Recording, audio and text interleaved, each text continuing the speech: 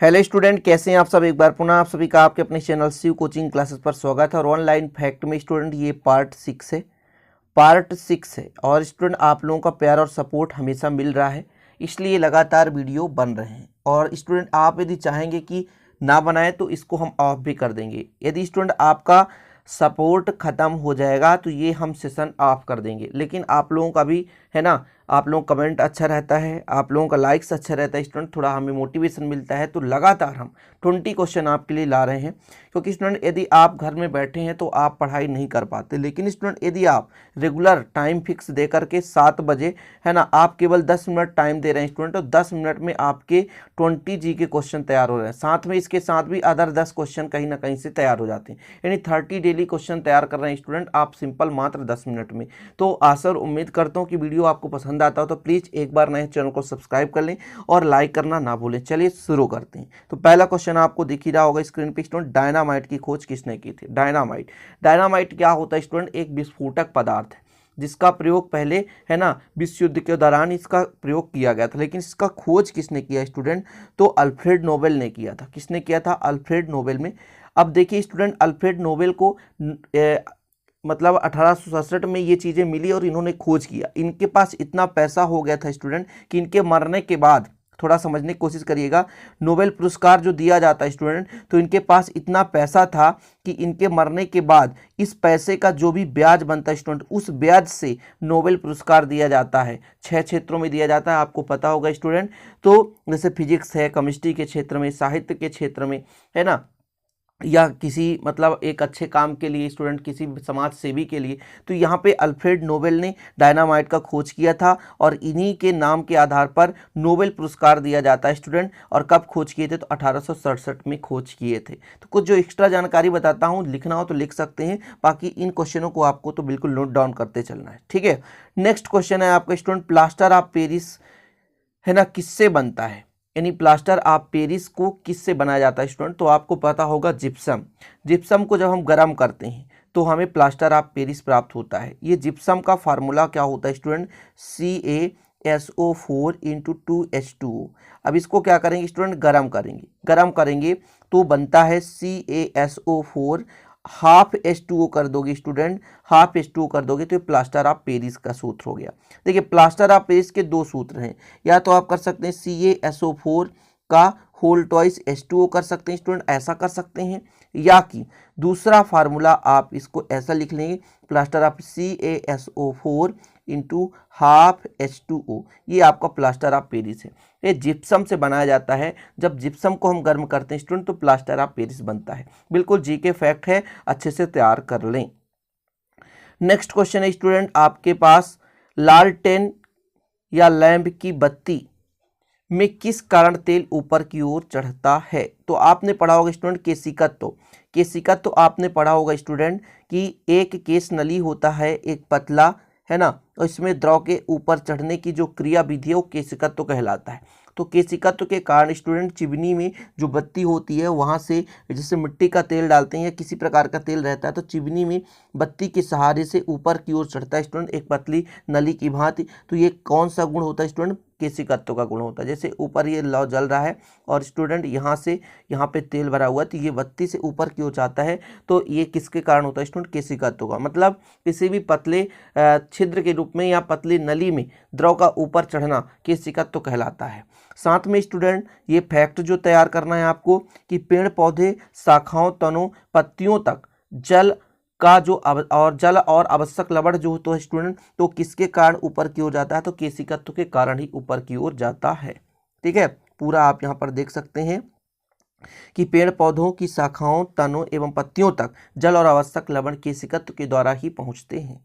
ठीक है, चलिए नेक्स्ट क्वेश्चन की बात करते हैं, सफ़ेद सोना किसे कहते हैं स्टूडेंट। यहाँ पर क्वेश्चन देखेंगे आप, सफ़ेद सोना किसे कहते हैं, इसका करेक्ट आंसर है प्लेटिनम। प्लेटिनम को सफ़ेद सोना के नाम से जाना जाता है। ठीक, चलिए प्लेटिनम है करेक्ट आंसर, यहाँ पर आप देखें प्लेटिनम है। और फिर नेक्स्ट क्वेश्चन है, पृष्ठ तनाव का एसआई मात्रक। अच्छा, पृष्ठ तनाव क्या कहलाता है स्टूडेंट, एकांक क्षेत्रफल पर, एकांक क्षेत्रफल मतलब मान लीजिए एकांक लंबाई है, इस पर लगने वाला बल, मतलब है स्टूडेंट आपके पास कोई भी मान लीजिए पृष्ठ है तो उसके एकांक क्षेत्र पर जितना क्या लगता है, बल लगता है, अर्थात एकांक लंबाई पर जैसे मान लीजिए पृष्ठ तनाव मुख्य रूप से द्रव में पाया जाता है तो उसे हम L से दर्शाएंगे, F/L। एकांक लंबाई पर जो भी स्टूडेंट बल लगेगा उसे हम पृष्ठ तनाव कहते हैं, जिसका मात्रक हो जाएगा, बल का मात्रक होता है न्यूटन और लंबाई का मात्रक होता है मीटर।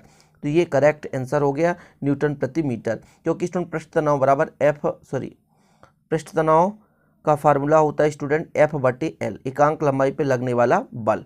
तो बल का मात्रक न्यूटन और दूरी का मात्रक मीटर हो गया। ठीक है, आगे यहाँ पर देख सकते हैं पृष्ठ तनाव के कारण वर्षा की बूंदें गोलाकार के रूप में दिखाई देती हैं। जब बारिश होता है स्टूडेंट तो वर्षा की बूंदें गोले गोले के रूप में नीचे की ओर गिरता है, तो इसका कारण क्या होता है स्टूडेंट, तो पृष्ठ तनाव ही होता है। ठीक है, नेक्स्ट है मनुष्य की एक कोशिका में कितने गुणसूत्र पाए जाते हैं। तो स्टूडेंट 46 गुणसूत्र पाए जाते हैं। 46 गुणसूत्र मतलब 23 जोड़े। कितने जोड़े स्टूडेंट, 23 जोड़े।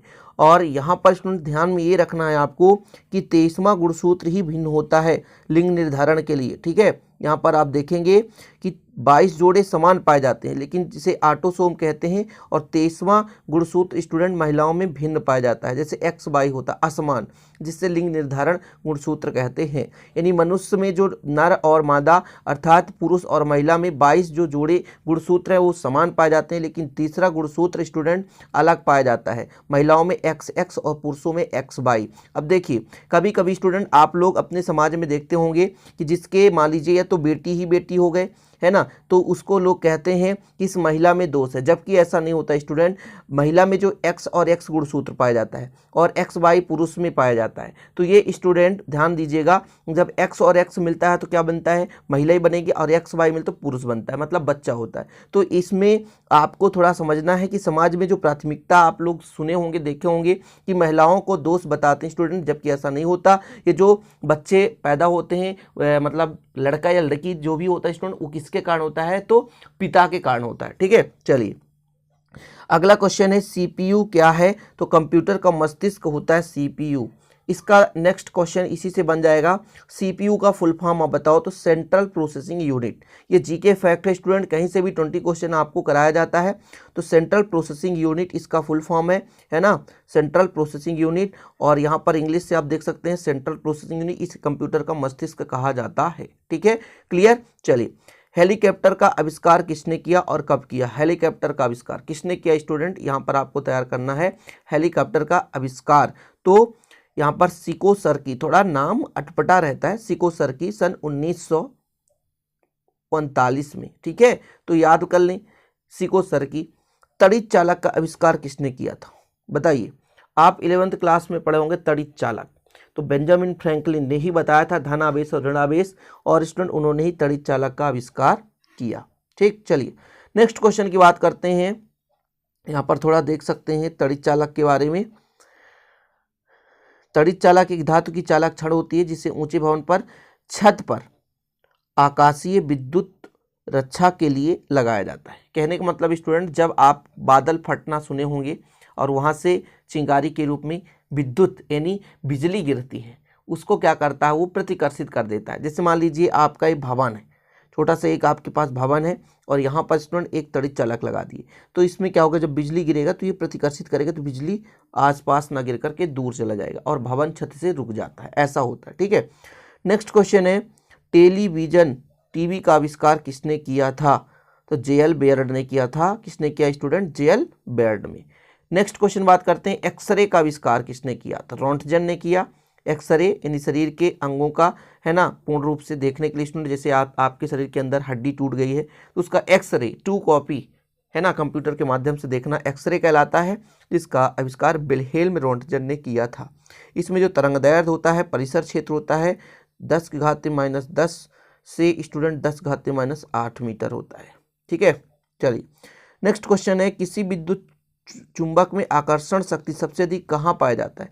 तो आपके पास विद्युत चुंबक है, यहाँ पर N ध्रुव, यहाँ पर S ध्रुव। तो स्टूडेंट जो इसकी आकर्षण क्षमता है, सबसे ज़्यादा शक्ति है, वो ध्रुवों में पाई जाती है। कहाँ पाई जाती है, ध्रुवों में, मतलब सिरों पर पाई जाती है, और सबसे कम सेंटर पर होता है। तो कोई भी क्षण है आपके पास, उसकी सबसे अधिक आकर्षण शक्ति दोनों किनारों पर पाई जाती है आकर्षण शक्ति। ठीक है, चलिए आपके लिए नेक्स्ट क्वेश्चन यहाँ पर स्टूडेंट देख सकते हैं, भारत के प्रथम राष्ट्रपति कौन थे। बहुत ही सिंपल क्वेश्चन है जो कि आपको पता होना, ऐसे छोटे छोटे क्वेश्चन तो आपको बिल्कुल याद होना चाहिए। डॉक्टर राजेंद्र प्रसाद, लेकिन आपके बेसिक नॉलेज के लिए ये वीडियो बनाया जाता है क्योंकि आप student 9th 10th 11th 12th किसी भी क्लास है तो बेसिक नॉलेज आपको पता होना चाहिए। नेक्स्ट क्वेश्चन बात करते हैं, भारत में पहली बार ट्रेन कब चली थी। मुंबई और ठाणे के बीच आपको पता होगा स्टूडेंट 1853 में चली थी, है ना। 34 किलोमीटर की लंबाई में ये पहला ट्रेन, है ना, दौड़ा था। तो यहाँ पर आप देखेंगे 16 अप्रैल 1853 में मुंबई से ठाणे के बीच लॉर्ड डलहौजी के शासनकाल में सर्वप्रथम 34 किलोमीटर की ट्रेन चलाई गई थी। मतलब जो दूरी थी, डिस्टेंस मुंबई और ठाणे के बीच, वो 34 किलोमीटर था। उस टाइम पे किसका शासनकाल चल रहा था स्टूडेंट, लॉर्ड डलहौजी, जो कि आपको पता है कि पहले अंग्रेजों का शासन था। उस टाइम पे ही ट्रेन का यहाँ पर स्टूडेंट क्या हुआ, पहला यहाँ पर शुरुआत हुआ था। अगला क्वेश्चन स्टूडेंट, वॉशिंग मशीन किस सिद्धांत पर कार्य करता है, इसका कार्य सिद्धांत क्या है। ठीक है, चलिए जिसका है आंसर अपकेंद्रण। किस सिद्धांत पर कार्य करता है, अपकेंद्रण के सिद्धांत पर काम करता है। चाय में कौन सा अम्ल पाया जाता है, तो चाय में स्टूडेंट टैनिक अम्ल पाया जाता है। यहाँ पर मैं इसका पीएच मान आपको बताता हूँ, 6.4 होता है, यानी चाय अम्लीय माध्यम है। 6.4 मतलब अम्लीय माध्यम है। नेक्स्ट क्वेश्चन है, रानी लक्ष्मीबाई की समाधि स्थल कहाँ है। यदि आप एमपी के होंगे तो पता होगा, और यहाँ पर स्टूडेंट मैंने गया था, मैंने देखा भी है। ठीक है, ये ग्वालियर में स्टूडेंट, ग्वालियर में रानी लक्ष्मीबाई की समाधि स्थल, बिल्कुल सिंपल छोटा सा स्थल है ना। मैंने देखा भी था और यहाँ मैं घूमा भी है, ग्वालियर का किला भी मैंने घूमा था, शायद आप लोग भी गए होंगे। चलिए, ग्वालियर का किला मध्य प्रदेश में, ये तो आपको पता हो गया। भारत के किस राज्य में सबसे लंबी समुद्री किनारा है, तो गुजरात आप लोग पढ़े होंगे स्टूडेंट, गुजरात। यहाँ पे जैसे मतलब मध्य प्रदेश ऐसा है, गुजरात का कुछ ऐसा है, ऐसा। ठीक है, ये अपना मतलब भारत है, ऐसा भारत है। तो यहाँ पे जो गुजरात है, यहाँ से यहाँ तक, तो इसकी जो लंबाई स्टूडेंट, ये समुद्री रेखा सबसे ज़्यादा है। ठीक है, यहाँ पर मैं एक छोटा सा भारत का नक्शा बनाया, तो ये जानना बहुत ज़रूरी है। सरफरोशी की तमन्ना अब हमारे दिल में, किसका नारा स्टूडेंट, तो राम प्रसाद बिस्मिल, राम प्रसाद बिस्मिल। और विजयी विश्व तिरंगा प्यारा के लेखक कौन है, लास्ट क्वेश्चन है आज का, श्यामलाल गुप्ता पार्षद। तो आज के 20 क्वेश्चन हो गए कंप्लीट। सभी प्रश्नों को तैयार कर लेना। नेक्स्ट वीडियो मिलते हैं। जय हिंद, वंदे मातरम।